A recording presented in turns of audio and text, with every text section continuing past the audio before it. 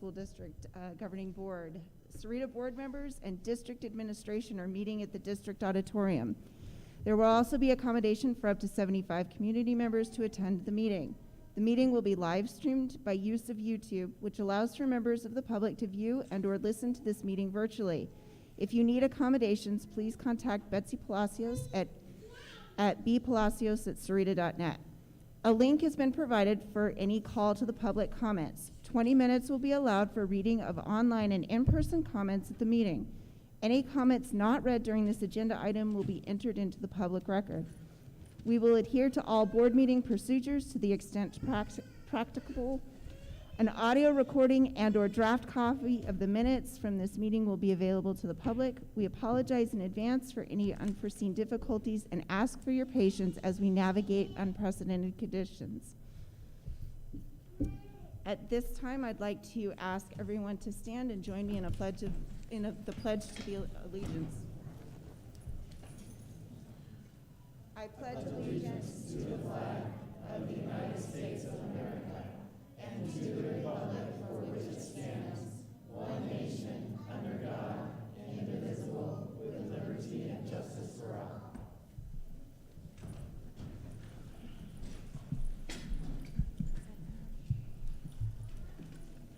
Thank you very much. We'll move on to the roll call. Ms. Palacios. Governing Board President Denise Reese. Here. Governing Board Clerk Dr. John Sparks. Here. Governing Board Member Sherry Lowell. Here. Governing Board Member Kevin Opalka. Here. Governing Board Member Nicole Warner. Here. District Administration Superintendent Dr. Manuel Valenzuela. Present. Assistant Superintendent Scott Downs. Present. Assistant Superintendent Brett Bonner. Here. Chief Financial Officer Lisette Huey. Here. Thank you, Ms. Palacios. Moving on to the approval of the agenda. Dr. Valenzuela. Yes, ma'am. At this time, I would recommend approval of the agenda as it was revised. Okay, we have a recommendation. Do we have a motion? So moved. Second. It's been properly moved and seconded. Is there any discussion? Seeing none, we shall proceed to vote. All in favor, say aye. Aye. Aye. All opposed, same sign. Motion passes. Next item is approval of the minutes. We have two sets. Dr. Valenzuela. Yes, ma'am. You have in your packets copies of the minutes from the regularly scheduled meeting of the board way back on February 9th, 2022, and also a meeting communication notice for the previously scheduled meeting on February 23rd that actually didn't take place. And after your reviewing consideration, I do recommend approval of those minutes at this time. Okay, we have a recommendation. Do we have a motion? So moved. Second. Okay, it's been properly moved and seconded. Is there any discussion? Seeing none, we shall proceed to vote. All in favor, say aye. Aye. Aye. All opposed, same sign. Motion carries. Ratification of the vouchers. Ms. Huey. Good evening. Tonight, I recommend payroll vouchers number 16 and 17, totaling $3,408,692.62. Additionally, I recommend new payroll 19 to 21, totaling $9 million. Next, I request for approval for expense vouchers 1061 through 1068 and new expense vouchers 1071 through 1082 for a grand total of $37,725,769.64. Thank you, Ms. Huey. We have a recommendation. Do we have a motion? So moved. Second. Okay, it's been properly moved and seconded. Is there any discussion? Seeing none, we shall proceed to vote. All in favor, say aye. Aye. All opposed, same sign. Motion carries. Thank you. Superintendent reports. Dr. Valenzuela. Yes, ma'am. Thank you, President Reese, members of the board. We're approaching some of my favorite sections of the board meetings, mainly because I get to brag and share about the amazing things that our students and staff are doing in our community. One element of this is my report. We do have a routine matter which we always bring up is the enrollment report. As you can see from the last meeting, there's a nominal, like 0.08 decrease, which is nominal given that our total enrollment is 6,241. And the more encouraging piece is the continued big gap between the blue and the orange. That means that from right now to last year, we have 531 more students, which again supports the long-term stability and viability of our budget and therefore our programs in our district. So we're excited with that report. I will say it now just because I will forget. Just want to wish everybody a wonderful spring break. I know it's been a tough, challenging, but also successful year, and I hope you get some rest and relaxation. Our students are not relaxing, though. They're working really hard and doing amazing things. Our OTC program, which you hear a lot about in this community, is achieving tremendous heights. They recently competed in the Arizona Junior Olympics marksmanship program, the Junior Olympics, and they came in first place. And you hear a lot of first place, and you almost take it for granted. But these young people are amazing citizens, and they're amazing marksmen and drill team members and teammates and scholars. They just set a great pace. And one of those young ladies there is Caitlin Ward, who's a freshman, and she's the Arizona Individual Junior Olympic champion. And the whole team is going, I think it's this July, to Camp Perry, Ohio for the Junior Olympic Nationals. So we're very proud of them. And while I'm talking about ROTC, the orientation team is going later this month to San Jose, California, up in that beautiful country to compete in the National Orienteering Competition. So we're very proud of them. Today I had an opportunity to attend the National Signing Day event. There it is. I was at Sahuarita High School today, and these young people are signing letters of intent, accepting scholarships to advance their educational and their athletic careers at the next level.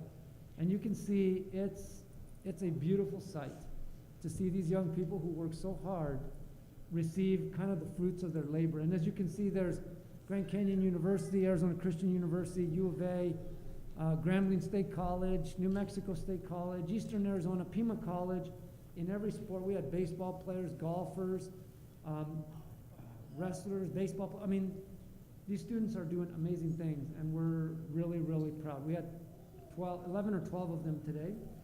And then while I was there, one of the counselors, Ms. Nisler, shared with me that for the first time, and as long as Mr. Kanoip has been there, or so he told me, we have a National Merit Scholarship finalist. That's like the elite of the elite in the very prestigious National Merit Scholarship program. That's Mr.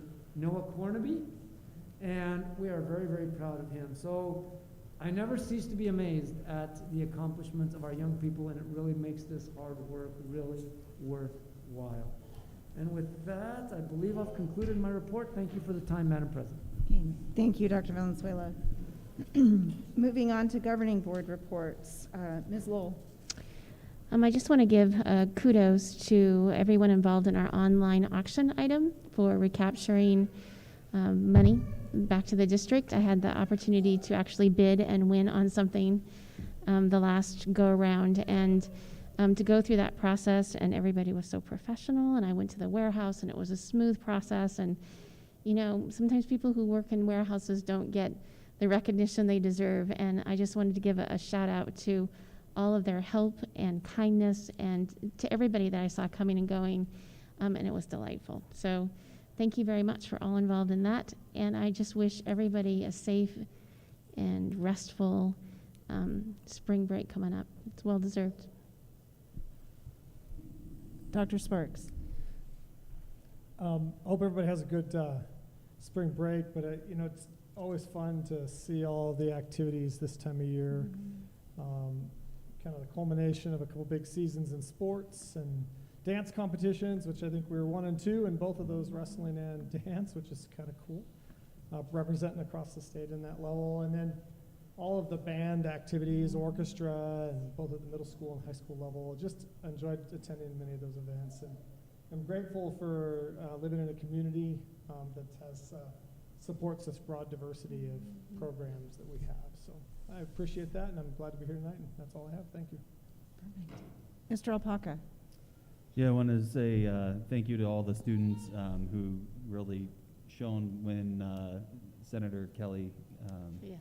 came down and visited our CTE program. They did a phenomenal job. There was a write-up in the local paper. They're really doing incredible things and will be learning skills that can help them in life. So great program that we have in the district, and just wanted to say thank you for the teachers and the students and everyone involved in that program. Okay.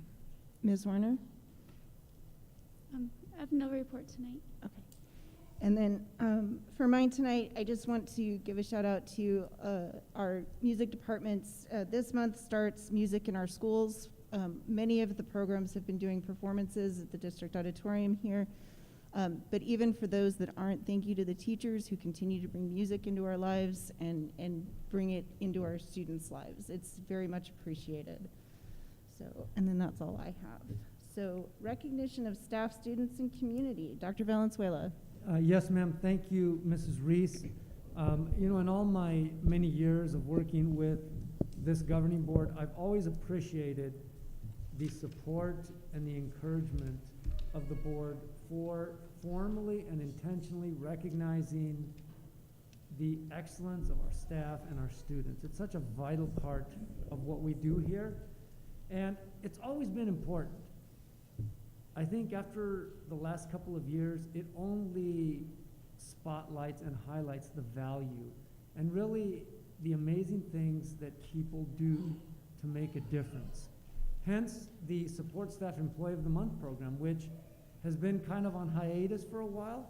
I'm pleased to say that we're bringing it back tonight, and I'd like to turn it over to my colleague, Mr. Downs, who's going to tell you about an amazing gentleman who is truly setting the pace for excellence. Mr. Downs.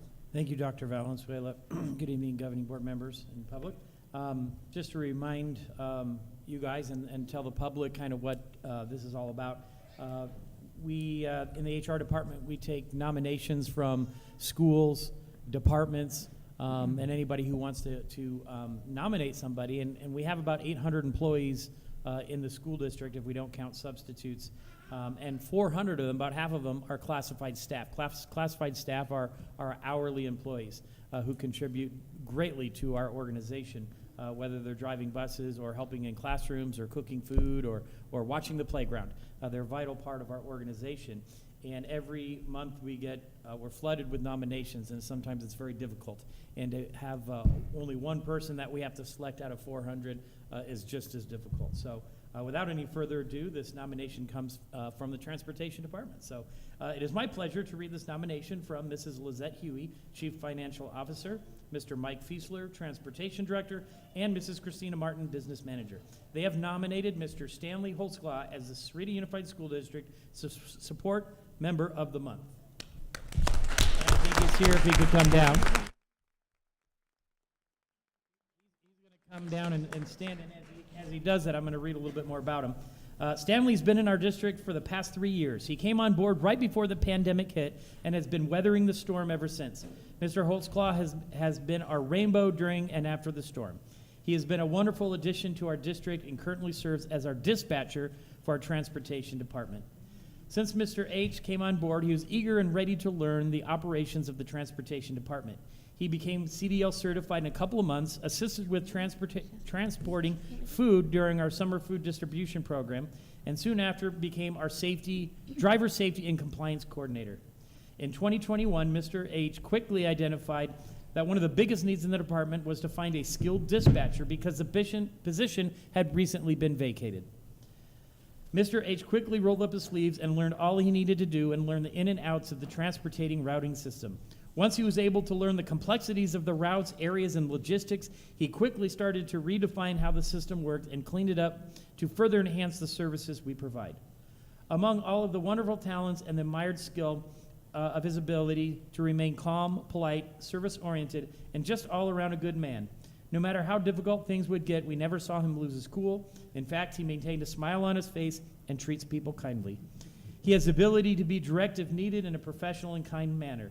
Thank you, Stanley, for your continued commitment to our students, staff, and community. You make a difference in SUSD every day, and thank you for continuing to make Sahuarita shine.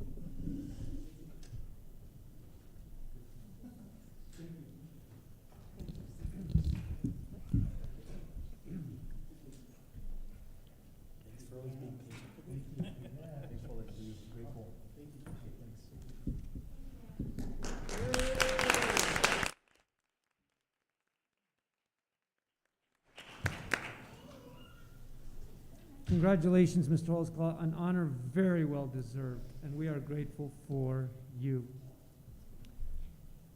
President Reese, shall we proceed to the student recognition? Yes, please. Yes. Like I said, this is my favorite part, recognizing amazing human beings, and our students are truly amazing. I believe, and I believe that all of you would echo these sentiments, that this noble work we do of education does involve academics, reading, writing, math, core knowledge, things like that, but it goes beyond that. It's about modeling and helping young people grow and develop the skills of character, the skills of civility, the skills of citizenship, the skills of concern for their fellow man, and just being good citizens in our society and in their own community and in their families. And so we recognize that. We value that. And the young people that we're recognizing tonight are being nominated by their respective schools. We nominate 1 or 2 students per school, depending on the size of the school and how it's set up. But only 1, and they're nominated because of the example that they set among their peers in their classrooms and their school community, how they act as leaders through their example of citizenship, character, and these vital aspects of the educational process. I can't tell you how proud we are of these young people. I know that I speak for the board in how proud we are to honor them and how fortunate we are to have all of you and your families here with us tonight. We have partners. The Green Valley News is a partner. Freeport-McMahon is a partner. So we give them a token. They will get a certificate, a letter, and a gift card to Barnes & Noble so that they can buy lots of books and enjoy reading. And most importantly, please take the sincere acknowledgement for a job well done and continued encouragement and recognition, not only to you, but to your families for the amazing influence and guidance that they're continuing to give you. We're proud. If you haven't gotten the picture yet, we are very proud. When you come down, I would like to ask you to please receive your gift, your prize, from Board Member Lowell. And then Mr. Bonner over there will help kind of guide you around because we're going to space you out over there. And I think he's probably the photographer tonight. Amber's not here today, so Mr. Bonner will step up and do his best with his phone because we're going to put you in the paper so that all the community knows how awesome you are. So let us go ahead and proceed to recognizing our leaders in character. Please come down when your name is called. Beginning with Sopri Elementary School, congratulations, Isabella Flores. Come on down.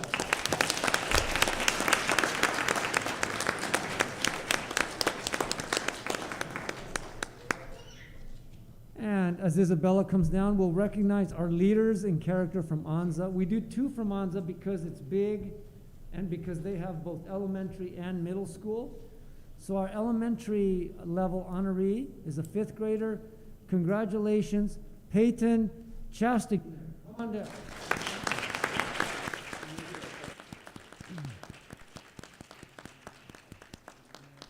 And our On the Trail middle school leader in character is an 8th grader. Congratulations, Cassandra Gonzalez.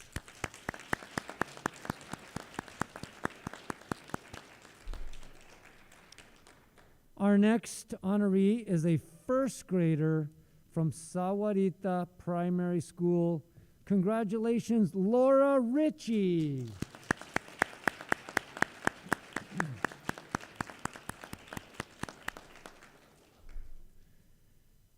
And next, we move to Sahuarita Intermediate School, where it is my honor to recognize their leader in character, Alexia Espinosa. Come on down.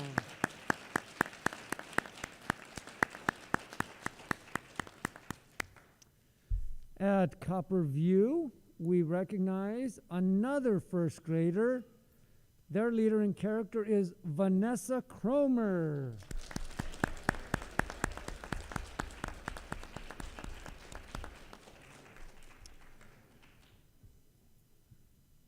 Next, we move to Wrightson Ridge K-8 school. Again, being a K-8 school, we do a elementary and middle level.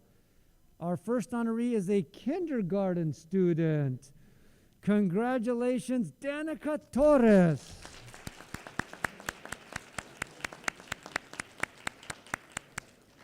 And our middle school leader in character from Wrightson Ridge is sixth grader Sedona Engstrom.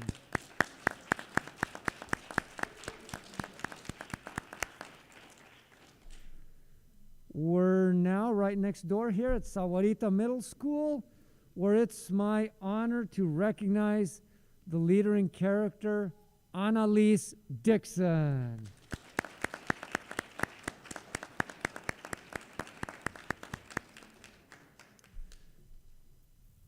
And moving right along here, we will recognize the leader in character from Sahuarita High School.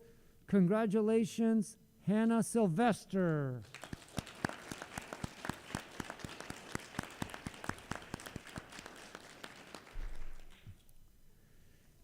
And from Walden Grove High School, I am very proud to recognize their leader in character, Madison Malkins.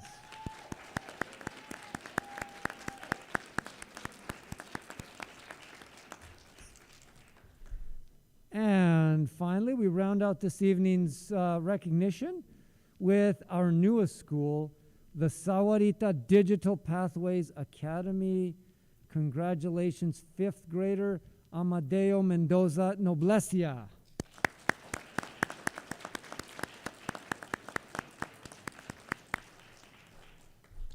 We'll make sure that Amadeo receives the certificate and the award.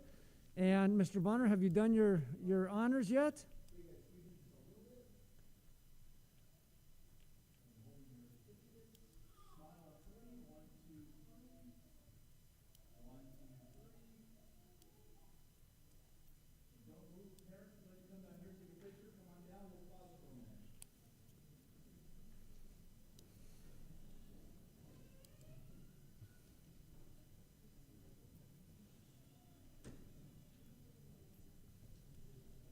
All girls. International Women's Day. Good. Well, that's fitting. That's fitting. Yeah.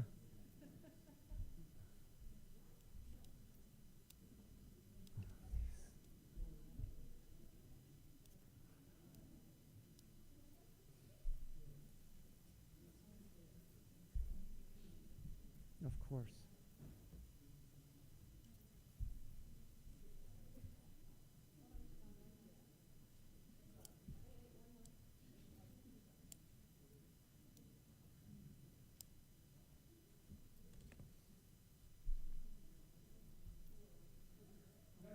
Hey!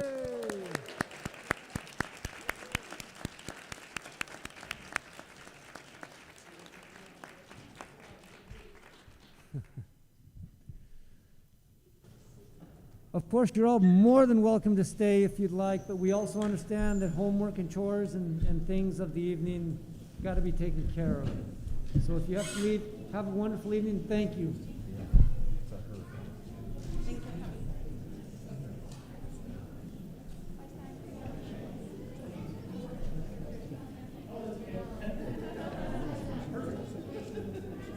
I should have to get the other hand.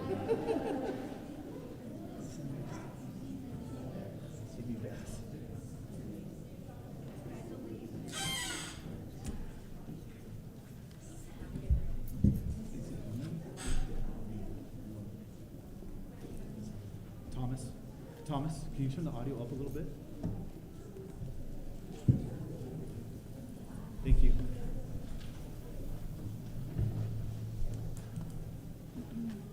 Thank you.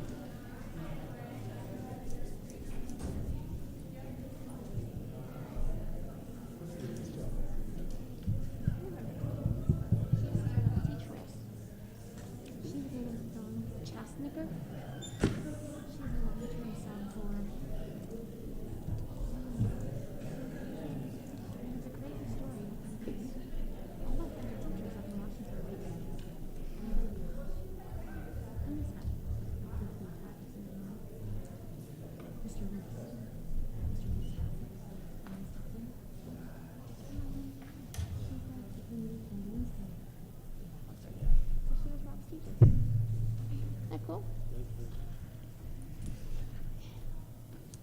Okay.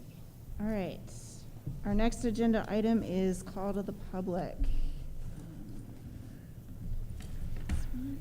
Consideration and discussion of comments and concerns from the public. Those wishing to address the governing board on items not on tonight's agenda may do so at this time or at the board's discretion at the time the item appears on the agenda. Speakers are requested to hold their comments to 2 minutes or less.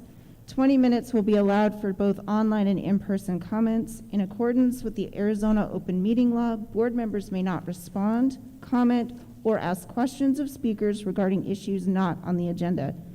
Any comments not read during this agenda item will still be entered into the public record. Dr. Sparks, how many speakers do we have this evening? 1. Okay, so we shall proceed with the protocols as outlined. Dr. Sparks. Thank you very much. Tony Bruno.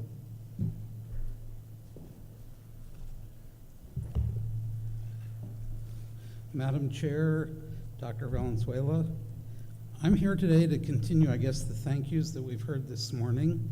I don't know how many people in the audience realize the time it takes to be a school board member, the time it takes away from your family, away from your kids, your spouse, the education you put into this position, how thankless it can be some days. People don't realize you don't get paid to sit here, to put up with the phone calls that you receive, negative as well as positive, 24/7. And I just want to thank you for giving of yourself to the youth in this community. Thank you. Thank you. Thank you. Next agenda item is new business, number 8, discussion and possible action, budget update. Yes, President Reese and members of the board and community, this is a routine, regular matter that we've implemented in the last couple of years. It's really to provide a real-time check-in on the progress of our budget. I will defer to my colleague, our CFO, Mrs. Huey. As you can see, the general tenor is that the current year trends mirror that of prior year, with probably one notable exception that you can see, and I'm sure Mrs. Huey will be glad to explain that. Mrs. Huey. Absolutely. Good evening, everyone. Like Dr. Valenzuela mentioned, for the most part, the expenditures align to prior year. There is a slight change, and again, those are because of the anomaly is because of the expenses where they were higher in the maintenance area and transportation, specifically because for the ESSER 1 funds, those were used for PP&E for the maintenance department. Additionally, because of transportation and our need to expend more in charter buses because of the lack of drivers, that's why you're seeing that higher dip.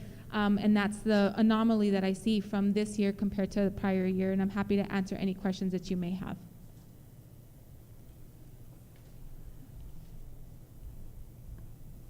Does anyone? I just had a quick question, and I'm Sure. not sure as to whether or not we're so new into the lovely gas price hike that everyone is experiencing. But do we foresee that causing any long-term problems for the district moving forward? That's a great question.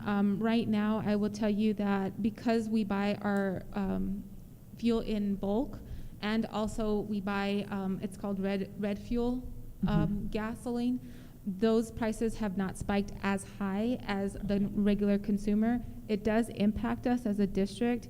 However, because of our efficiency and what we've done with our Project ROAR, we have not had to increase our budget for fuel prices. We'll continue to keep an eye on it for future purposes, but when we procure our fuel, we do look for the most competitive rates that we can purchase. And we'll continue to monitor that very closely, but for this current fiscal year, it hasn't made a drastic increase in our need for expenditures. Okay, thank you. Mhm. Any other questions? Okay, thank you, Ms. Huey. Moving on, the next agenda item is the acceptance of the audit and ACFR fiscal year 2020-21. Dr. Valenzuela. Yes, ma'am. Thank you, Mrs. Reese, members of the board and public.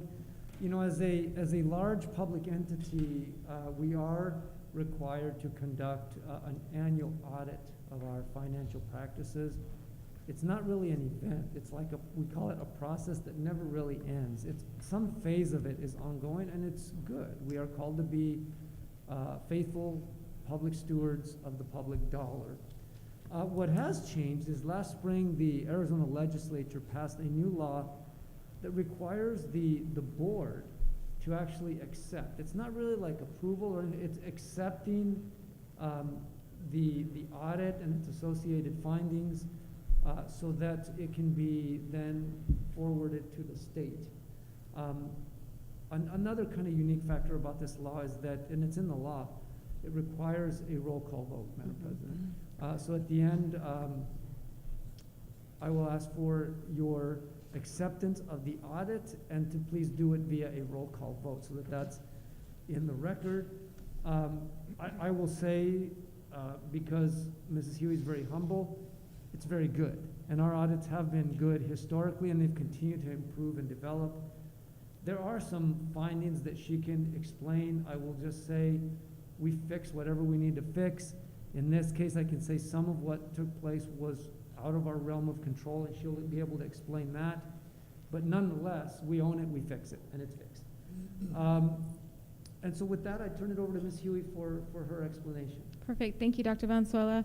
Tonight, including in your packet, is the audit report. And just so that you know, our audit firm is Heinfeld and Meach. They are a very reputable company. They service a lot of Arizona schools as well as other schools nationwide. Every 5 years, we do have to go out for an RFP, which is a request for proposal for new auditors. And I think we're on the 3rd year of our 5th year with this company. So that's just a little bit of background. Additionally, the information that's in your packet is very comprehensive, detailed information regarding the audit. And just so that you're aware, it aligns with the uniform standards of financial reporting, which we refer to the USFR. Many call it "you suffer" because it makes us suffer just a little bit. But it goes over many aspects, not just business-related services, but also human resources, payroll, purchasing, attendance, governing board, food and nutrition, transportation, cash, fixed assets, banking, the list goes on. It's not just financial. And each section of the audit does have items that they test. And so they take a sample testing of each of those items. And as you can see, it's a 32-page in length questionnaire that they have to answer yes or no. And overall, like Dr. Valenzuela mentioned, I'm glad to report that overall it's very favorable. There were 2 items that we have planned corrective action on.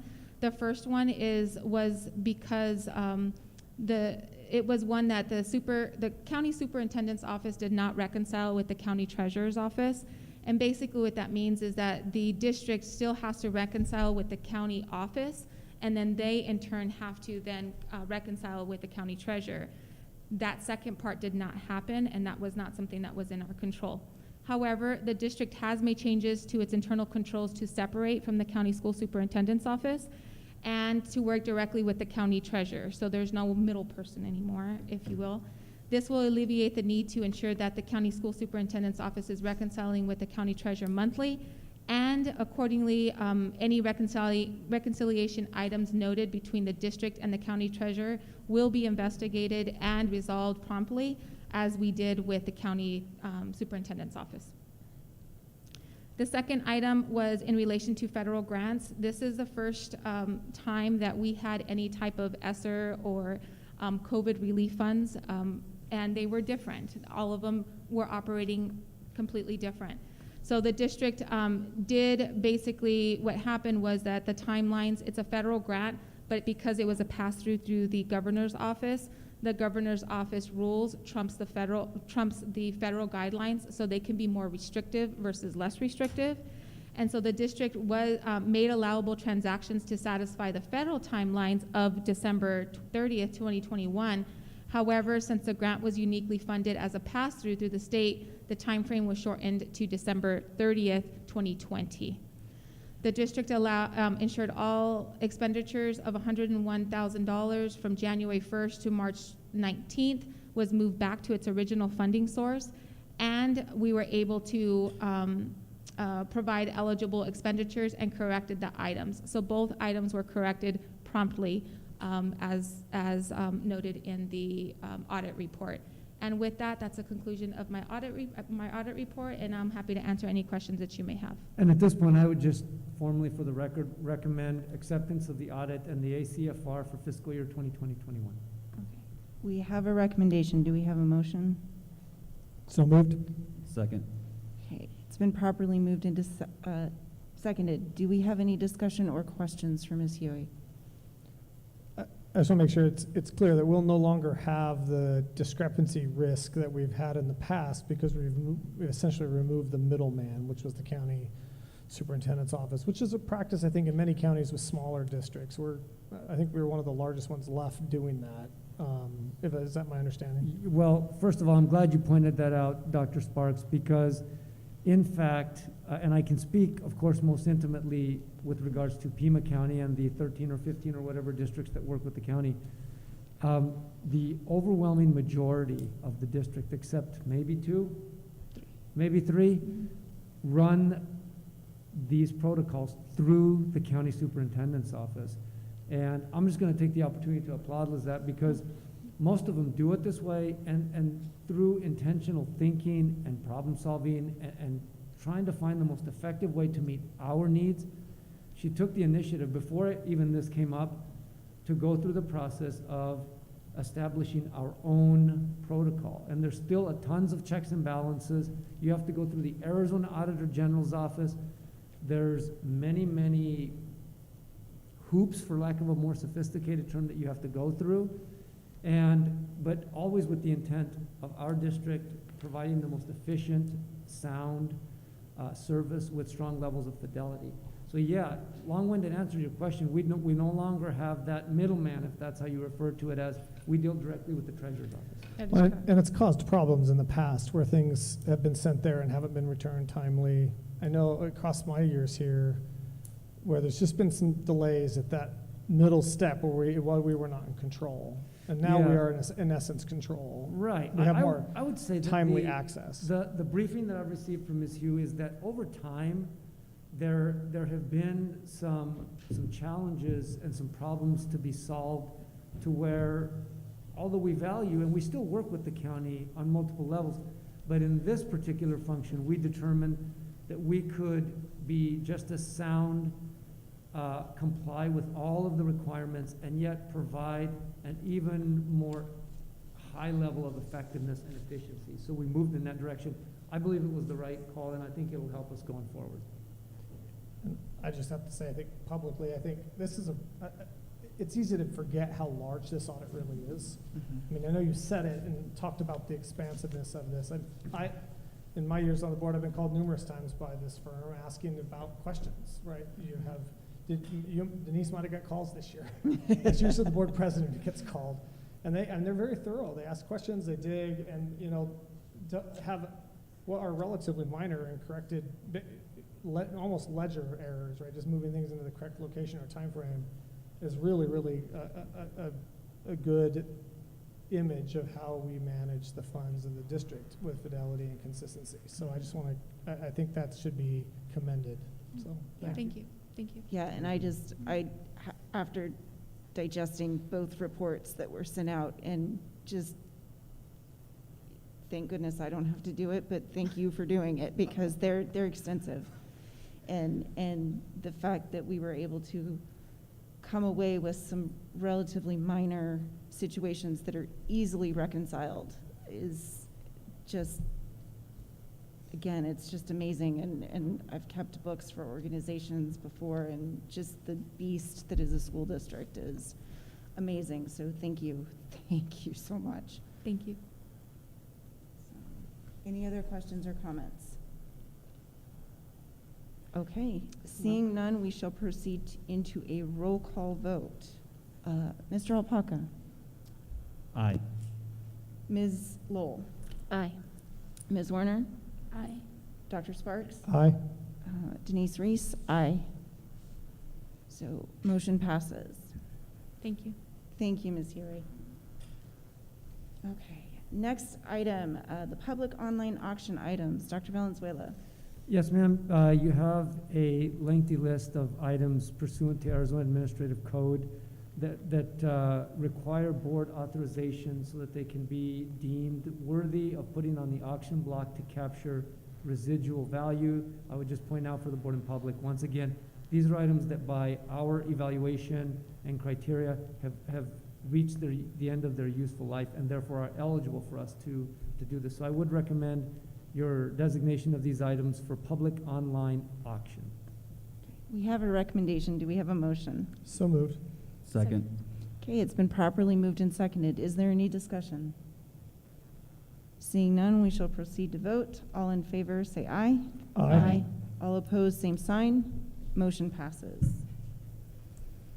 Okay. Next one, new business governing board, discussion and possible action, the Thrive presentation. Dr. Valenzuela. Yes, ma'am.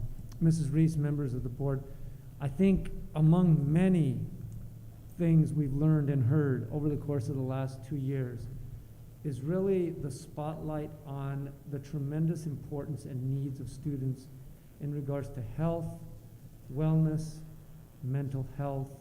And we've also heard, frankly, just in society in general, about continued concerns in the area of drug and alcohol abuse, and that really our obligation is to do everything we can to help students grow. And we're grateful for partnerships that we've had, including with PEP, who you see their logo there, to support after-school programming.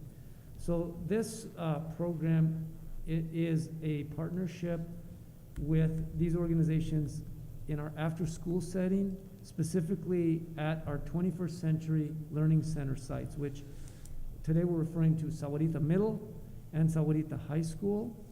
And so they have programs operated at these schools, which they'll share more about. Part of this, as you know, and if you work in the world of not-for-profits or these social service areas, a lot of them are funded through grants where there's an evaluation process for the effectiveness. And so there's and we do lots of surveys. This is a survey to evaluate kind of student perceptions about the program and about these needs. I will first defer to Mr. Bonner and then to introduce our guest.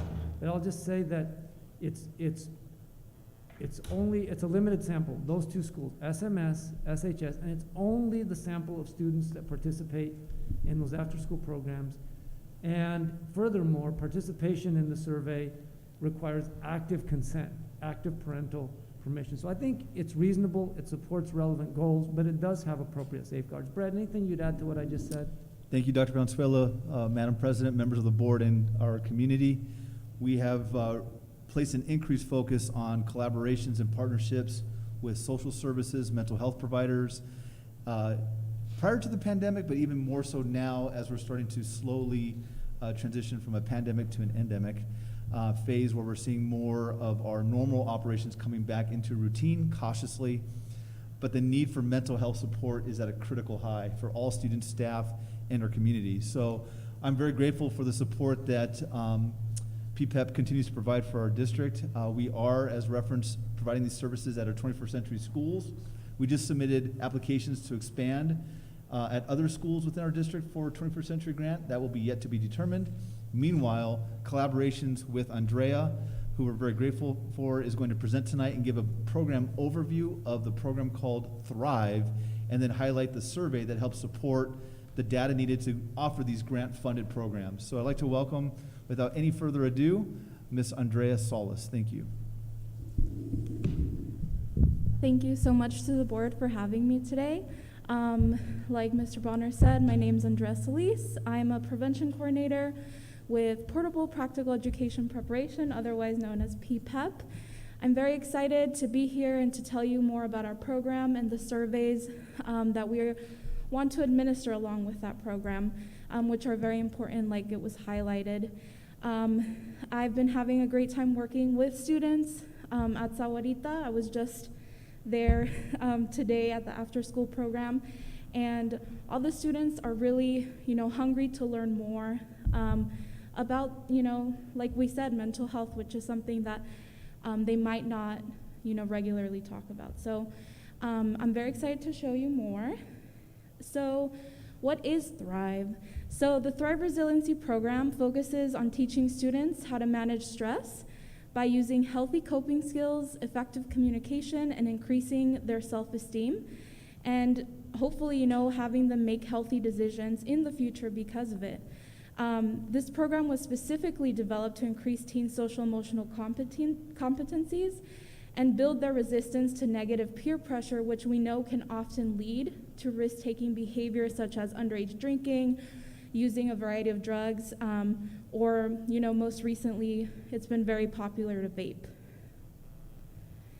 Up here you can see what the Thrive curriculum covers, and what we would cover with students for however long we have them. So you can see that we focus a lot on stress and how it affects our body, identifying our emotions, but also overall building a good self-awareness and an awareness of how others influence us and how we influence others, including our peers and the adults around us. And of course, those very important resistance skills. So Thrive at Sahuarita Unified, so under PEP and the Substance Abuse Block Grant, which is the grant that funds our programming, Thrive would be delivered by me. I'm the Thrive Program Coordinator, and it'll be delivered to participating students who are ages 10 through 18. They must have parental consent to attend the program, which we receive through permission slips. And they must also attend the after-school program at Sahuarita Middle School, which is where we're working on site right now. So in order to demonstrate program effectiveness to our program funders, who are the Arizona Governor's Office of Youth and Family, and Access as well, they have given us pre and post surveys to determine that teens who have participated in at least 6 out of 9 lessons have gained the knowledge and skills in social emotional competencies and are more resilient and resistant to engaging in risk-taking behaviors. Our evaluator is Wellington Group. They are contracted by the state of Arizona to analyze the survey data and deliver findings to the program staff. So students taking the surveys will be informed that all their responses are anonymous. No names need to be written. Questions can be left unanswered. So if for any reason they do not want to answer a question, don't understand the question, they do not have to answer it. And then data outcomes are not tied to individual students. So we are not measuring like individual students' increase in social competencies, but more as a whole unit. So this is our pre-survey up here. I don't know if everyone has a copy. I also brought copies in case we needed them. Would like to hand out copies?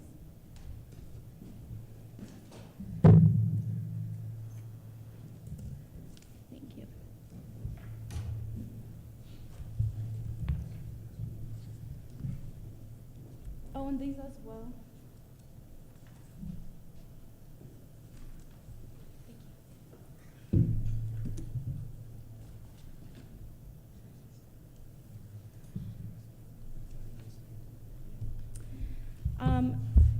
So as you can see, these are our pre-surveys. There are 3 pages, and they go over questions, gauging students, how they view substance misuse, and if they have engaged with it. Also, if they talk to an adult about, have ever talked to an adult about these topics as well. So these are pre-surveys, and they would be administered before the curriculum. And then these are post-surveys, which are being passed out as well. So they have the same questions, just an additional 5 questions about how they like the program, how they viewed the program.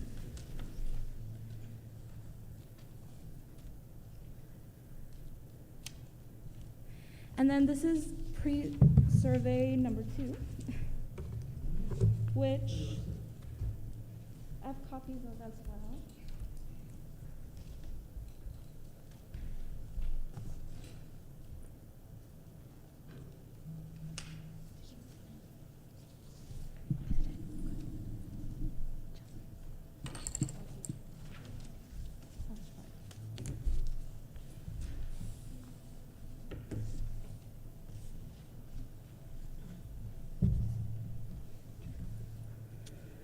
And then these surveys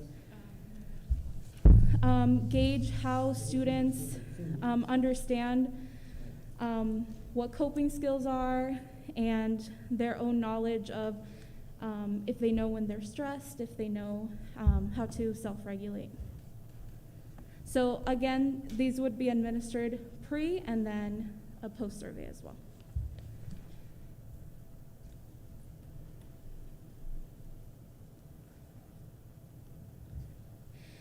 So information received from Wellington Group is used only to report outcomes to the AZ Governor's Office in a general reporting format and reflects the overall effectiveness of the program implemented.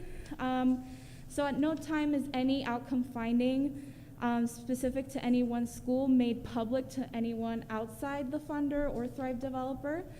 And data is only presented in final aggregated form. So, you know, this information would just would be kept confidential to Wellington Group and Thrive. And if there's any questions, I know people are reviewing. Yes?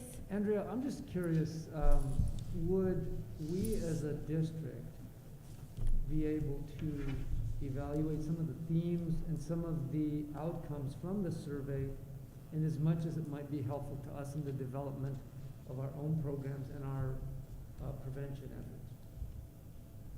Yeah, so for sharing of information, Yeah, you mean? with the district staff. Yeah, so I believe that usually when we request Wellington Group to give us the outcomes, and I believe that can be shared with the district.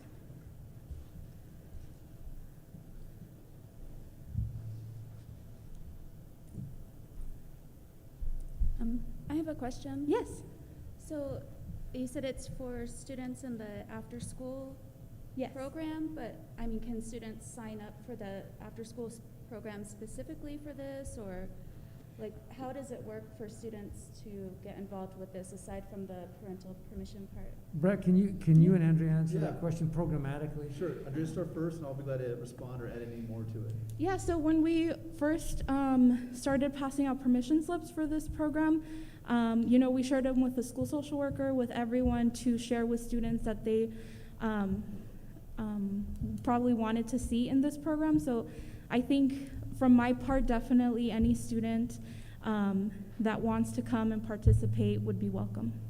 So what we do is at our 21st Century Schools, both SHS, SMS, it's through the after-school program. You don't need permission to go to the after-school program generally, but for this specific program targeting the Thrive objectives, you need parent consent to participate. And we do through recruitment or awareness and saying, hey, this program is available. We share information with parents. parents sign up, give consent, and then now we're looking at the next phase of collecting some data to support the funding mechanisms and target areas to improve the delivery of services based on the feedback we get from the surveys. So Brett, is that an accurate inference on my part to a good question, I think? Access and the availability, the potential of participating and benefiting from this program is conceptually open to any student at either of those two schools. That's correct. Either of those two schools, we decided to start slow and target our after-school programs with the opportunity to expand as we offer more programs and hopefully get more funding through the grant writing process at other schools under 21st Century Grant. But Andrea and PPEP, Project PEP, has worked at other school districts where they might have a different structure. We felt, let's start with our after-school programs first and target that small subgroup first and make sure that there's transparency, parents are aware, parents give consent. And so far it's been well received. And Andrea actually has a site base at SMS where she can interact with students, be part of that dialogue, make those connections with students and parents, and be that direct contact as well. That's really great. And just one other question, what's the length of the program?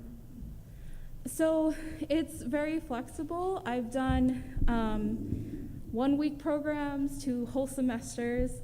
And for example, at SMS, it would be a whole semester since it's 1 day a week for 1 hour working with those students. So it'll take a couple of months to get through those lessons. Thank you. Yeah. This also falls under our objective under 21st Century Grant where after school we offer an academic, then an enrichment component. So students do the academics and then this project, Thrive, would fall under the enrichment if parents and students wanted to participate. There are other enrichment activities like technology, culinary, cooking, different types of activities that we engage in as well. But this is very specific to mental health, well-being, and just living healthy and making wise choices as described on the objectives of the program. So I just am trying to make sure that, so this is already taking place at SMS? Correct. Okay, and so I guess how were parents notified that this project was available? Andrea, do you want to talk a little bit about that, about your promotion and how parents Yeah. were brought aware? So when we first started discussing having an on-site program, back in December, we collaborated with, I met with the principal at SMS and their coordinator, and I went into the classrooms of 6th, 7th, and 8th grade, and I presented this program to the kids. I passed out permission slips, and those kids that were interested came back and with those permission slips. And like I said, I also gave them to the social worker, and so they were passed out at school for anyone. Yeah. Okay.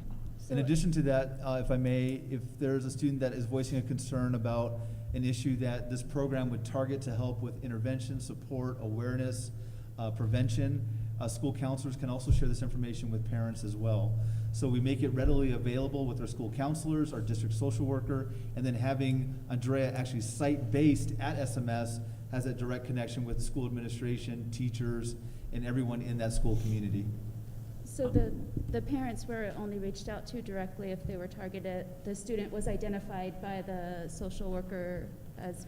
Yeah, or if they self-identified as wanting to participate in the program. Yes. So I'm just curious, Andrea, how Yeah. many students are you servicing at our schools right now? So at SMS, I have from right now attending the class 10 to 15 per week. It varies because of other extracurricular activities. But just today, I passed out more permission slips of students' friends who are interested in joining. And yeah, so there's definitely some interest. I've also worked with Sahuarita students before. We've done like virtual online programs where it's just 1 week condensed. And I've had a lot of students from Sahuarita schools attend those as well. So they're very interested. And we've also had repeaters, attend one virtual program and then they come back and attend the other one, even though they've already learned. It's a good refresher for them. Thank you. Yeah.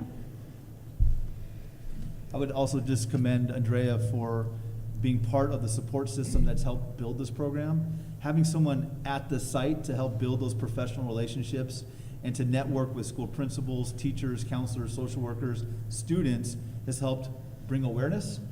We could definitely expand. Again, this is the beginning of this type of program based on the need from parent surveys and feedback and just knowing that there's a greater need for mental health support services. So this is a great collaboration. It's worked out well. Mm-hmm. And I'm just really grateful for the work that you've been doing and are Thank you. doing for our community. So thank you. Thank you. Yeah, and we also thank you for your support because we want to reach those kids. I'm just curious, we that need haven't it talked most. about SHS. How many SHS kids are participating? That's a great question for Andrea. So on site, I don't meet with Sahuarita High School, but I don't have an accurate number. I have had a lot of students from Sahuarita High School online. And we started our online programs back in September. We have one once every 2 months. We just had one, and I definitely had Sahuarita High School students on there, about, 3-5 of them. And so there's definitely a need for that as well too with the older kids. Sounds like we're starting small but mighty. Yeah, and the door's open. If there's still community support, if there's board support, if there's student support, Thrive and Project PEP is definitely on board to expand as needed. So this is just the beginning, and we want to just go slow, do it right, and make sure that we're all on board to expand as needed.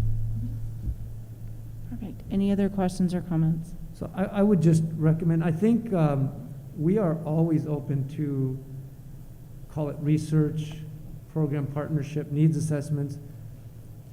My compass on stuff is we have a formal process for evaluating these types of things. Whenever we're working with kids, I will always bring it to the board. And so hence why these folks are here today. After vetting it and looking at it, I would recommend your authorization of the survey under the terms and condition as presented. Okay. We have a recommendation. Do we have a motion? So moved. Second? Okay, it's been properly moved and seconded. Is there any discussion?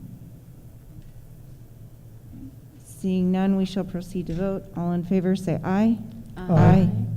All opposed, same sign. Motion passes. Thank you so much for Thank you everything so you're much. doing.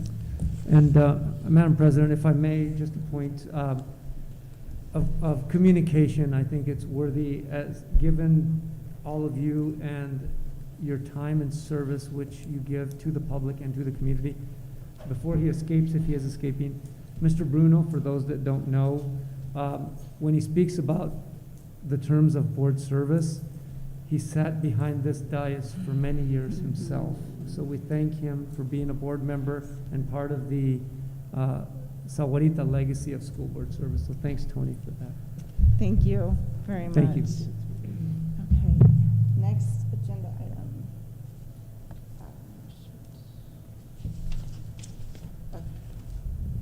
The IT presentation, Dr. Valenzuela. Yes, in our never-ending quest to continue to develop, evolve, and improve, I know, Mrs. Reese, that we have many conversations that I think bear good fruit. One of the recent ones was about just the importance of setting up a somewhat regular process for our many departments to come and share with the board. You know, the operation of our mission and the delivery of our service is a multifaceted, very complex endeavor, and it has multiple moving parts. But we have one purpose, and that's to help students succeed and to deliver a great, excellent education. So in a desire to provide the board and community with, you know, basic updates and information about major goals, directions, progress, and even challenges, we're initiating this effort to bring different departments to share with you. So this evening, we've asked Mr. Manny Villa, Director of Information Technology, to provide you with kind of a status report or an update. I think it's really promising and exciting, specifically in the area of information technology and the continued vital role that it plays in our operation and in our educational mission. Mr. Villa. Thank you. President Reyes, members of the board, Dr. Valenzuela, members of the cabinet, thank you for having me here. My name is Manuel Villa. I am the District Director of Information Technology. Thank you for the opportunity. It's been a little over 8 months since I started as the new Director of IT, and so far it's been a great experience. Me and my team, the IT team, are really proud to be impacting positively the work in the classroom, as well as the vision and the mission of our district. I'm going to start with my presentation. It contains 7 topics. There's going to be some technical wording out there, so bear with me with some information. I'm going to start with the first one, showing you the organizational chart that we have in our department. It has 2 main processes: the access control, which means dealing with keys, key cards, doors, mechanisms. We service, we maintain all the devices that we need to keep the access control. And we have 2 locksmiths there. They are working every single day, going out there, taking care of the doors, locks, and everything that it's needed to keep our campuses safe. We have the technology process, which is per se the technology processes that we take care of daily. We have 5 techs there and a supervisor, which, you know, we have a great team working every single day out there in the campuses. Maybe you have seen them when you're visiting the campuses. They're out there all the time. Besides that, we have a daily process, a couple of daily, we have another 2 processes that we service daily and we support. Very important processes. These processes are under Mr. Bonner's leadership. One of them is Students Information System, which is the Power School Data Management.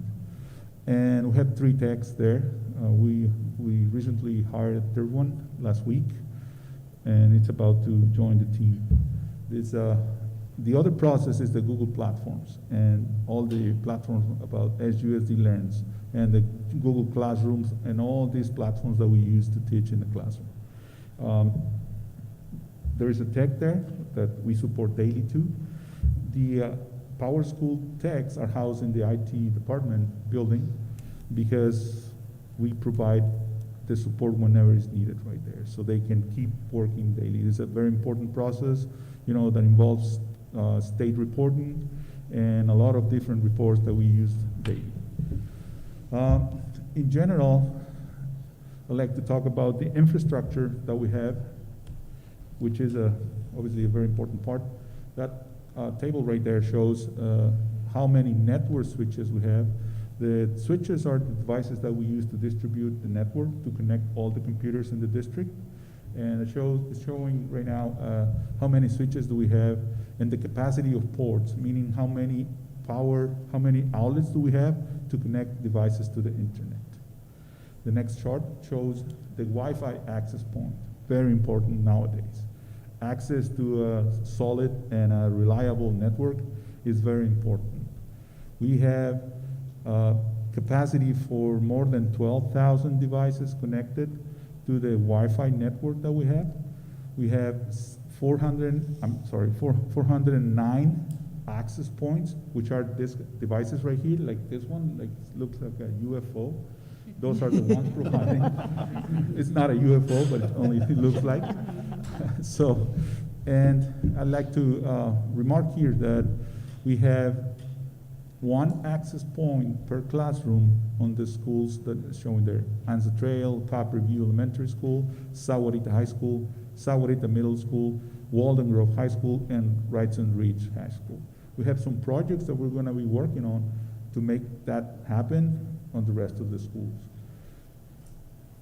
Potential network upgrades and expansion. I put E-rate there as a very important way to kind of fund some of the initiatives, and we've been working with that for years.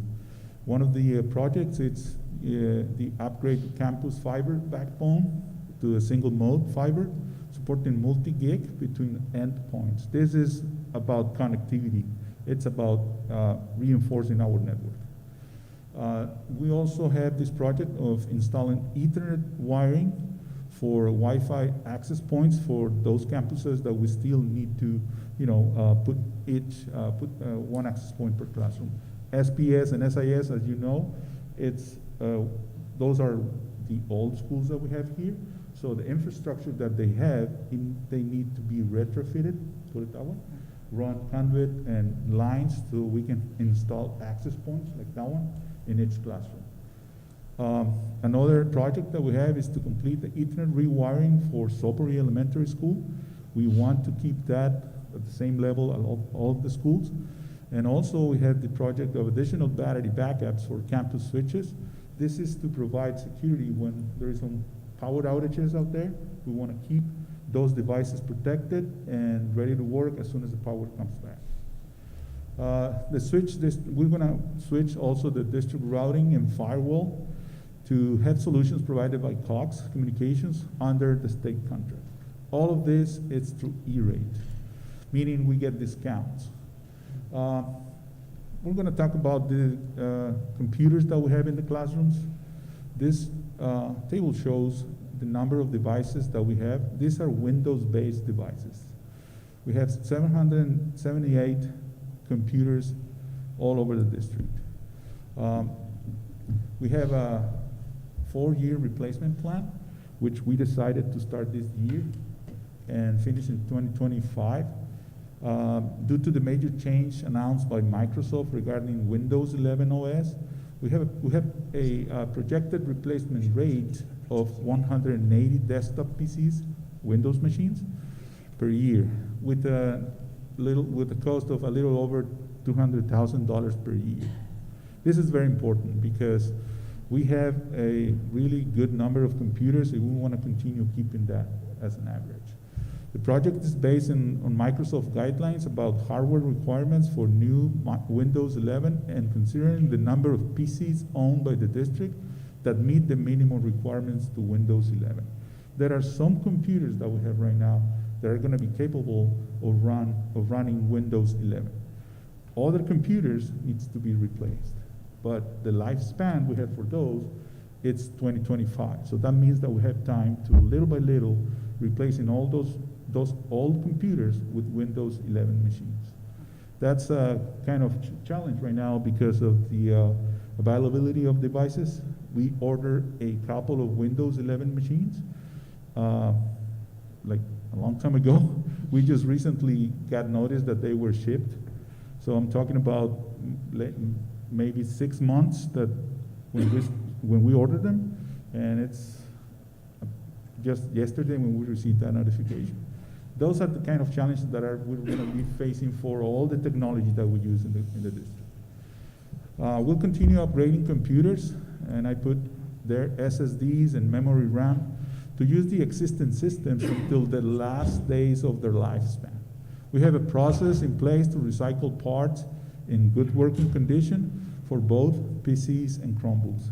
There is no part that is going out of the IT department until we diagnose it, that it's done. We are using as much as we can, taking care of the machines that need repairs, using those parts. According to Microsoft, Windows 10's end of life is October 2025. That's the date that we use to make this plan. Both Sahuarita and Walden High School have computer labs that can be potentially turned into Chromeboxes labs. This can save roughly 50% of the cost of each school computer lab. All SDPA laptops that are available right now meet the requirements to run Windows 11, which is good news. Now let me explain a little bit about the Google Chrome environment that we have here and the devices that we use. We have two types of devices. The Chromebooks, which are the kind of laptops that like the ones that you have right now on the table. And we have the Chromeboxes, which are a little box that is used in the labs. Those can be connected to a monitor and a keyboard and a mouse. And both the Chromebooks and the Chromeboxes run on Google Chrome. The first chart to the left shows the number of devices that we have right now available in the schools. That's more than 4,000. The boxes, or the Chrome boxes that we have in each lab, it's 326, for a total of 4,528 Chromebook-based devices all over the district. Let's talk about little bit about the federal stimulus money and the effort that we put together with the business department last year to apply for this, the emergency connectivity fund. We received 1,125 new Chromebooks for our students, as it was previously announced by Dr. Valenzuela. And we are working with E-Rate as well, as I mentioned it before, through the Federal Communications Commission to get more money to make our infrastructure better. Remote learning, what happened in 2020? In 2020, our district provided 1,167 Chromebooks for students and 92 for teachers and staff. The school's devices were temporarily used for remote learning. Today, thanks to the Emergency Connectivity Fund, ECF, our district counts with 1,125 Chromebooks exclusively for remote learning. These Chromebooks are being also used during the state testing events when they are needed. That's a total of devices that we have. Now let me talk about a little bit of what's the new vision of the IT department, what we want to accomplish with this new tech vision. As you can see right there is the organizational chart, and out of that, I'm highlighting 3 important processes. Integration of technology into education. This is something that we cannot postpone, meaning the efforts of myself and the IT team is going to be focused on this. Also, innovation, and obviously something that it's nowadays very important, cybersecurity. We have more devices out there that are being used, and that means that that's a bigger opportunity for the bad guys to do something to our network and the devices and the people in general. Let me explain a little bit more these 3 important challenges. The district tech vision, it's based on the leadership and teamwork and collaboration. We identified this area of opportunity, and we know that we're going to need the participation of the experts in education and pedagogy. So our district approved the integration of the Technology Advisory Committee. We already had our first meeting with great results, great ideas, and with some projects already kind of showing right there, which is great. Before we didn't have this, and that's our main goal, to integrate, all the specialists, all the experts in the district, so we can set the pace for what is coming in the future, which our goal is to have the district technology plan. This is the committee. These are the persons that decided to participate, which I'm really thankful for. The idea of this is to bring everyone in, to hear everyone with the participation. Mr. Bonner's office and your experts is going to be crucial here, because the IT department is moving from that kind of role that we had before of connecting computers and helping with the network and stuff to the next level, meaning we want to participate actively in the integration of technology into education. That's very important, and we cannot postpone that. Again, the goal is to have a district technology plan. Let me give you a little bit more of what we're doing in the IT department. We're participating in federal, state, and local government initiatives, community organizations, and also some work groups. Thanks to the possibility of participating in different meetings, virtual, we're having the opportunity to network out there, to meet with people that our decision makers would give us a lot of opportunities for the future. We're participating right now in the Arizona Broadband Stakeholder Network and Arizona Telecommunications and Information Council. They have this special program that is called COVID-19 Digital Access Task Force. This is the best thing that said, you know, we're getting information, guidance, opinions, experts' opinions about what's coming in the future for school districts and all these communities and organizations out there. The Arizona Digital Inclusion, Arizona Digital Equity, Affordable Connectivity Programs, Pima County Strategic Plan, Broadband Infrastructure and Policy Groups, Emergency Broadband Benefits. The Sahuarita Food Bank has this program called Better Together program, which helps to connect the students in the rural areas to have access to broadband, meaning internet. Thank you very much for your time, and any questions, please let me know. Thank you so much. Does anyone have any questions? I don't have a question, but I just wanted to say thank you.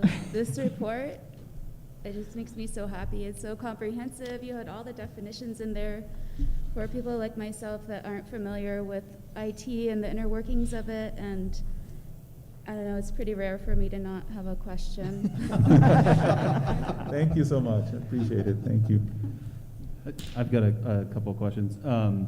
The connectivity and capacity, it looks like currently we're running about twice the capacity for the number of computers that we have in the district on the Wi-Fi access points, and on the network switches. It looks like you've got significant capacity there, right? With devices, bring your own device, that sort of stuff. Have we noticed any concerns? Because if someday there probably will be at least one additional device per student in our district. At that point, we're reaching capacity. Are we able to monitor that the number of devices on the network, and how close are we realistically to capacity today, based on pretty much everybody bringing in their own device on the site? Yes, sir. Thank you for the direct question, Mr. Palca. Definitely, the addition of infrastructure and the capacity that we have out there, and the number of devices connected to that network in general in the district, is going to impact what is called the bandwidth, right? Right now, our capacity, the bandwidth that we have right now, it's good enough to all the devices that we have that are district owned. We are not going to pay for more bandwidth if we're not going to use it.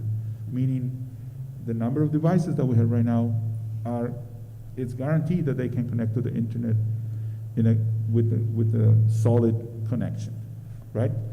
Now, the future, obviously, right now we were monitoring the guest network, right, all over the district.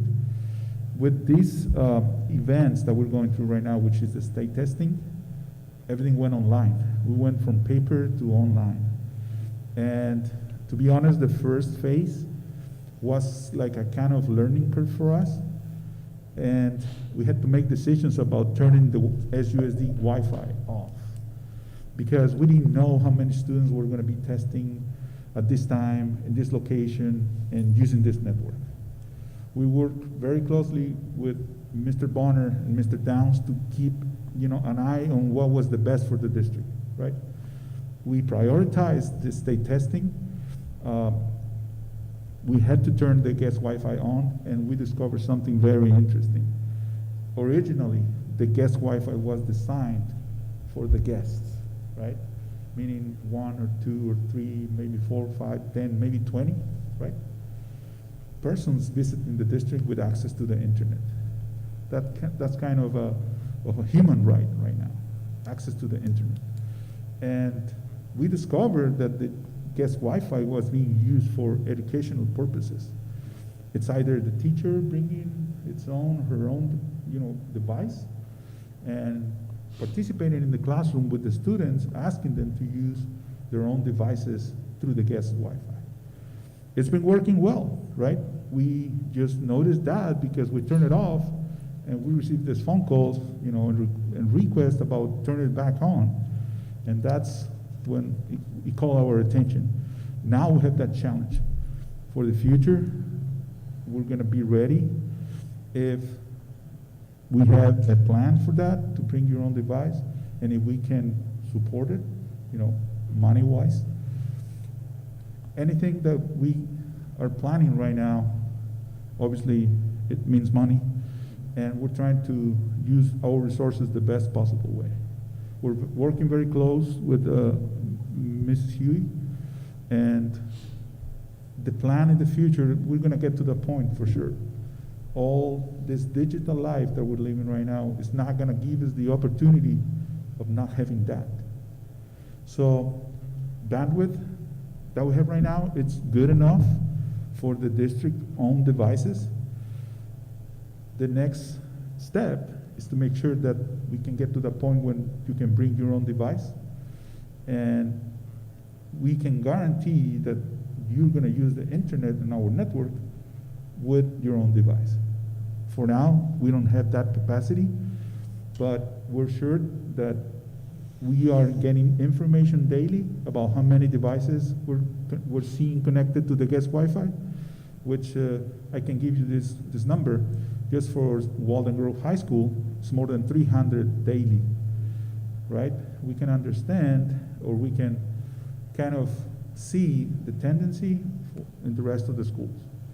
Because we have teachers bringing their own equipment, trying to teach in the classroom with new technologies, and that also creates that kind of brainstorming in the classroom. How am I going to use in the future this technology to integrate it into education? And how can I do things better for my students? How can I teach better? We are very aware of that and all the possibilities that are out there to use, let's say, a smart TV and my own iPad to teach. Right now, we're limiting all those possibilities because the security of the devices like smart TVs or iPads that are not managed by our network or our systems, they don't have the security that our network serves. There is a big difference between your home network and a district network. We have to make sure that we are providing security and safety for our kids.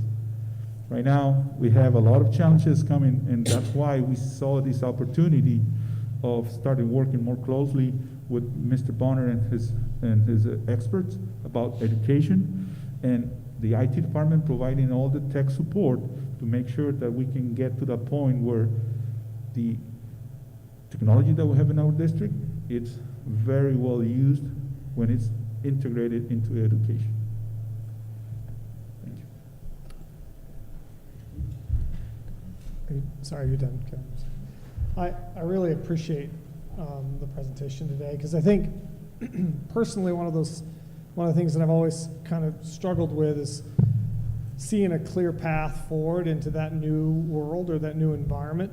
And I feel comfortable today that under your leadership, we're going to see that. Not only just, hey, these are good ideas, but here's kind of where we're at and then plans to how to get there.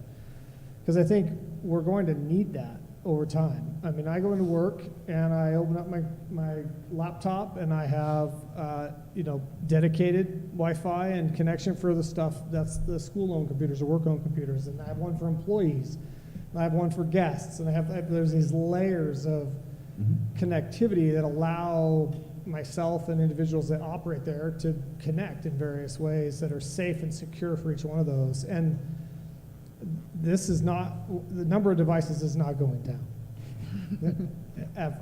Like, it's only going to increase.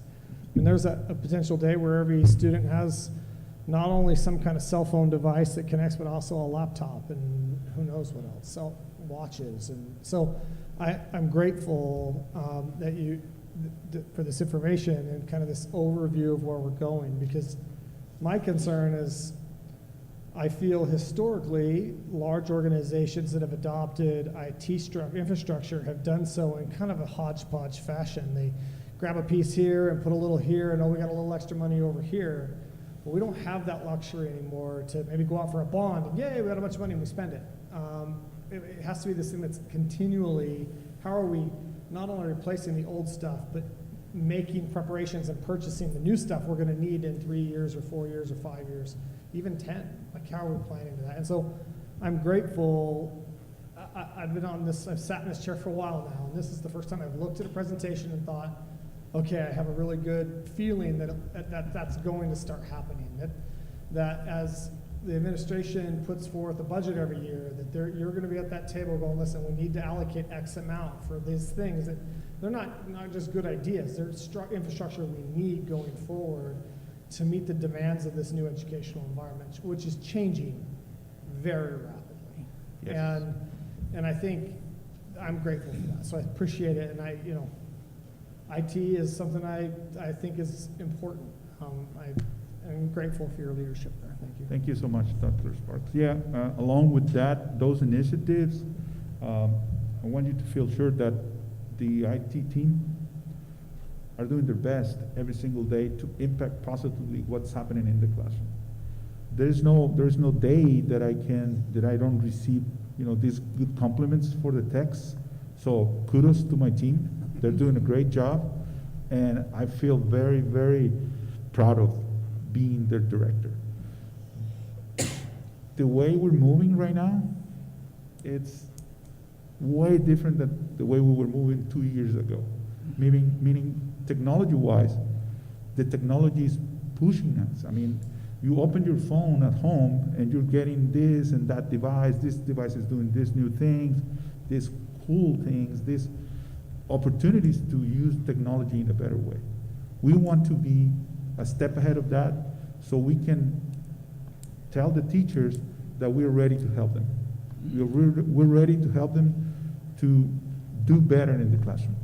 That's why we're going to work very closely with Mr. Bonner's team. Thank you so much. And Dr. Valenzuela, if I can, real quick, too, one thing that Manny left out when we're talking about the IT team or the committee, that although we're listening to the experts, Manny knew that this was so important, that every single IT tech is at that meeting just listening to ideas, concept, what's working, what's not working. So I appreciate he had the foresight to, he didn't list them as the committee members, but not one or two. Every single IT tech in his department sits on that committee as ears, listening to concepts and what's going on so we can, again, provide what's needed in the classroom. So I appreciate his vision and where he's going with that. I guess I have another question. On slide number 2, that's your kind of org chart slide. You have yourself at the top, an IT director, and then there's a supervisor. Is that supervisor your sysadmin, or is that a supervisor over the tech group? Over the tech group. So you also have a sysadmin? Yes. Okay, so you have I don't have an assistant admin. That's my tech supervisor, who's overseeing all the techs and coordinating the daily work that is coming through our help desk system. So that's just tech support? That's just tech support. And right now you have 5 of those. Are they all located out of the main IT building, and they go out to the sites that need? Yes, sir. So right now you have 5 of them and a supervisor, and Yes, we have sir. ostensibly 9 sites. I mean, you could split Copperview and the Early Childhood Center apart, but they're kind of one building. But so we have 9 sites. So we're 5, and we're short 4 if we were to have 1 dedicated for every site.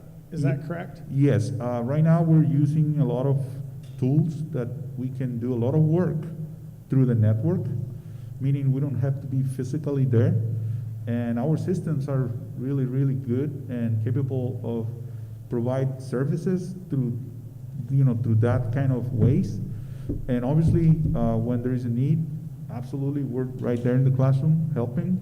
And so far, the number of tickets that we have, obviously, daily there are more and more, right? We have more technology, we have more Chromebooks, more projectors, more touch screen TVs, and all that technology requires attention, right? Every now and then it's going to be out of something and we're going to fix it. But so far, that's the structure that I have, the number of texts that I have. And I wasn't necessarily suggesting located each one. I was just I was just kind of putting that number in my head. So going forward, that's the level of service we're offering right now is 5 to cover those 9 sites. Now, some of those sites vary in size greatly. You know, some are 400 people and some are 1,200. But outside of that tech staff, and I have heard great things, by the way, that they're cordial and friendly and dedicated and committed. And the answer is yes, let me try to figure that out. No, I have no idea, or no. And I appreciate that, because having IT frustrations is very difficult when you feel helpless to fix it and the person on the other end of the line is not kind. So I appreciate that. I've seen that, not only from you personally, but actually from your staff. They're very kind in how they provide that service.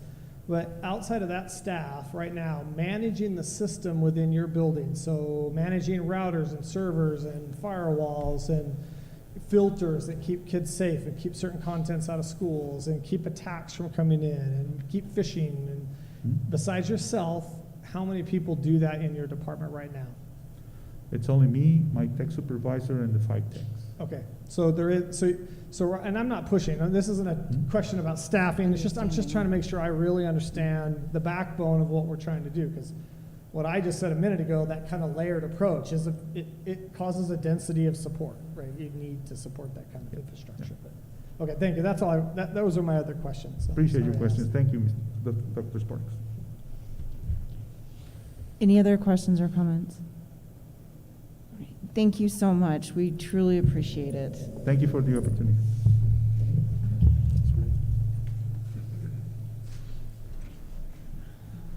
Okay. All right. Agenda item number 10, personnel. Dr. Valenzuela.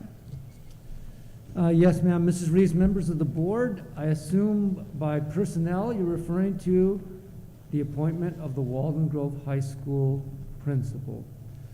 You know, I've said it multiple times in the last few weeks that I believe that the high school principalship is arguably one of the most challenging and one of the most complex roles in public education.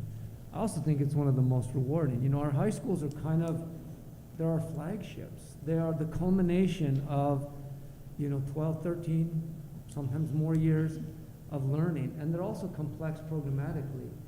We have amazing programs in this district in academics, in student activities, in fine arts, in athletics, and those things require highly effective skill and leadership to effectively manage. So, needless to say, in December, when I met with Dr. Hill and she conveyed her intention to retire from her role as principal at Walden Grove High School, the only principal that the school has ever had, literally from the time the bricks were laid, this process became a very important and very high priority. And we were on a relentless mission to find the most highly qualified, student-centered, hardworking, dedicated leader we could find. And that was my charge to my cabinet team, Mr. Bonner, Mr. Downs, Mrs. Huey. And as always, they took this with great seriousness. They implemented a process, as they've done, that is very effectively, very meticulously task analyzed, has multiple pieces, and is designed as much as is possible to produce that desired outcome. I can tell you that there was outreach, there was posting, there was a meticulous screening and paper review of the applications based on qualifications. We received, we all hear about staffing issues and then throw in the education and the skill and the high level of expertise that we're looking for. And it's not surprising that it's hard to tap a huge pool. So the pool was not huge, but fortunately we had a pool of well-qualified candidates, multiple candidates, both inside and outside. And I'm grateful for that. And I think it reflects on our community, on our people, and on the desire of people to be a part of this team. So they checked references, they did all that, and then they scheduled the finalists and brought them in with a very diverse committee, which we've kind of done this over the many years we've worked together, and the goal is to structure it with representation from whatever the position is, in this case, Walden Grove, of stakeholders that represent different points of view, different perspectives, different stakeholders in that community. So we had multiple members of the faculty, certified teachers, support staff, administrators from that school, support staff from that school. We had a parent, we had a student, we had community members. So it was a pretty robust, well-rounded group. And the process is very detailed and very thought out. Again, been refined over the years. It's not only a question and answer session with the group, but it's also an active engagement. It's an active process. I think they had them do a presentation to the group about leadership or visioning or something like that. Everybody's taking notes, and then at the end, there's kind of an inductive process where they share ideas for all of the candidates, strengths, possible refinements, questions, concerns, to kind of percolate and emerge the ideas that they need to discuss to create that best fit. So they did that. And at the end, Mr. Bonner, Mr. Downs, and Mrs. Huey came into my office. They explained the process and conveyed that by consensus of the group, when they actually asked the group after all that to rank order them, the emerging pattern of concern, the emerging theme was clear, strong, and compelling. That although there were multiple qualified candidates, there was one candidate that was deemed by the committee just the best, strongest overall fit for this position at this particular time. And like I tell Mr. Bonner, Mr. Downs, and Ms. Huey, ultimately I charge them to recommend somebody to me. So it's, like I said, it's not a popularity contest, it's not a vote. You are charged with that responsibility to make a recommendation to me. But it is a validation with all of these different steps when the individuals on the committee and the process of inductively evaluating the interview and all these different pieces, and then the evaluation among members of my cabinet team, and the arrows seem to point in the same direction, in this case in a very strong way. It gives me a great sense of confidence. So after that point, then the candidate is recommended. So the candidate was recommended to me. I met with her, and my conversation and my interaction and my questions only validated the recommendation that I will be making to you this evening. And that, of course, is for a recommendation that the board appoint Mrs. Kristen Miller as the permanent principal of Walden Grove High School. As you know, after Dr. Hill's retirement, or since that time after Christmas, Mrs. Miller's been serving as the interim principal of Walden Grove High School. And I can say that the recommendation that came from my cabinet team is highlighted themes that stressed Mrs. Miller's professional abilities, her leadership skills, her demonstrated success as an educator, her genuine concern for the students, the staff, and the entire community, and just her dedication to Red Wolf Nation and making that place the best that it can be and continuing to build on the solid foundation of success and to go forward. I can tell you that Mrs. Miller has a strong history. She joined the Sahuarita family and the Walden Grove team back in 2013 as a biology, chemistry, and environmental sciences teacher. In the classroom, her leadership skills emerged from the beginning. She participated and led initiatives in regards to developing curriculum maps in some of the advanced placement programs, specifically in biology and environmental science. She's also been an instructional coach, a mentor for new teachers, and a Power School teacher liaison. So a leader in many ways from the very beginning. She's also worked as an assistant girls soccer coach. I mentioned today when I was at Walden that the first time I met her was in that first year when she was showing a student athlete how to properly defend the goal as a goalie. I think she was a goalie in college herself.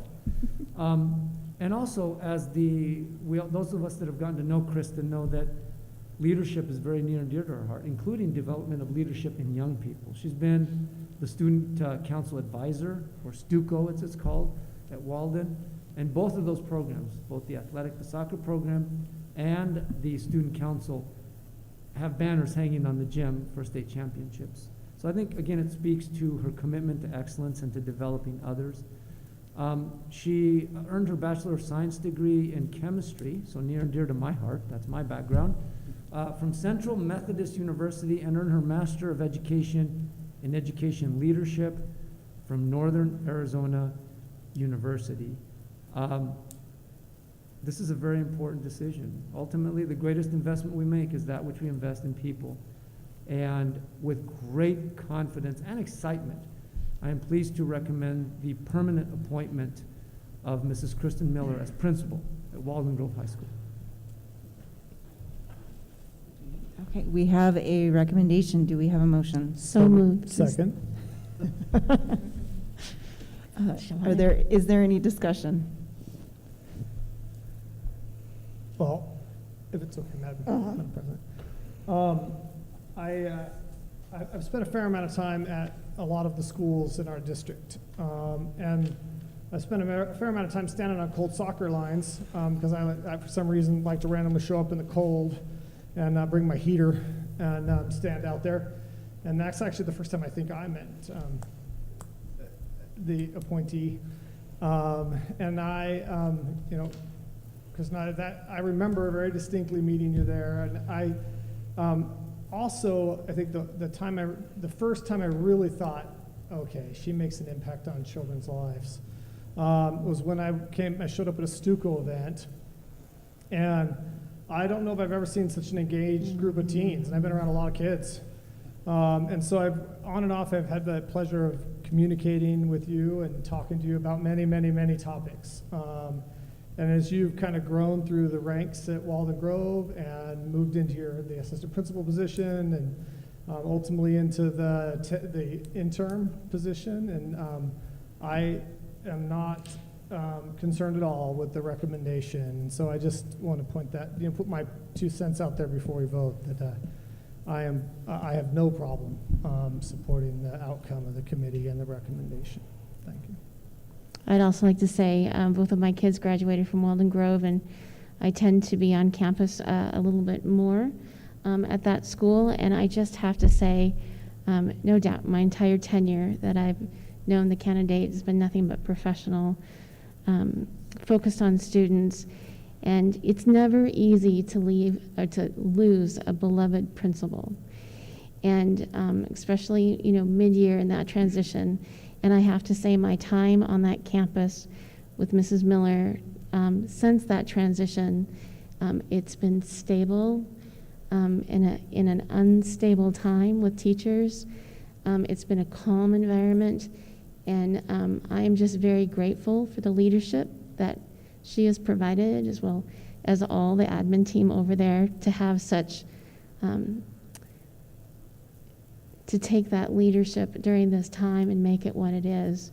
And so absolutely, with resounding confidence, I'm very pleased at the nomination. Any other comments? Seeing none, we shall proceed to vote. All in favor of the recommendation of Ms. Miller filling the shoes at Walden Grove as their principal, please signify by saying aye. Aye. Any opposed?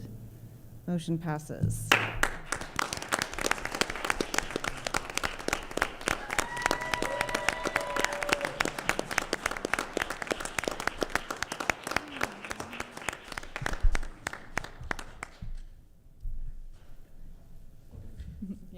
President Reese, members of the board, district administration, thank you so much for this honor to serve the students, staff, and community of Walden Grove High School. Like mentioned, I became a Red Wolf 9 years ago and fell in love with the school and district as a teacher, coach, and sponsor. Moving to the assistant principal position gave me the ability to play a bigger support role than I ever thought was possible. Now I am grateful for the opportunity to cast my lens even wider and to help support not only Walden Grove, but the whole community. I would like to thank the 12-member committee and Dr. Valenzuela for putting their faith in me and recommending me for hire tonight. The students of Walden Grove, both past and future and present, for inspiring me to be my best every day. The Walden Grove staff for trusting in me and for the overwhelming show of support. My admin team, Dr. Hill, Mr. Elker, and Mr. Cromer, for encouraging me and challenging me in all aspects of my leadership. My friends around the state and country who have been supporting me in every way. My family, who is having a watch party right now in St. Louis, for standing behind me every step of the way, even when that took me 1,500 miles away from them. And lastly, to my husband, Lucas, for understanding my passion for this job and Walden Grove, and for motivating me to go after my dreams. As stated in my interview, being at Walden Grove is not just a job, but an extension of my family. Even though I have many memories, experiences, and stories about Walden Grove that could last a lifetime, I look forward to creating even more. I am truly blessed and excited to lead Walden Grove into the coming years, making sure to honor our past and continue to strengthen our future. Today, like every day, is truly a great day to be a Red Wolf. Thank you so much.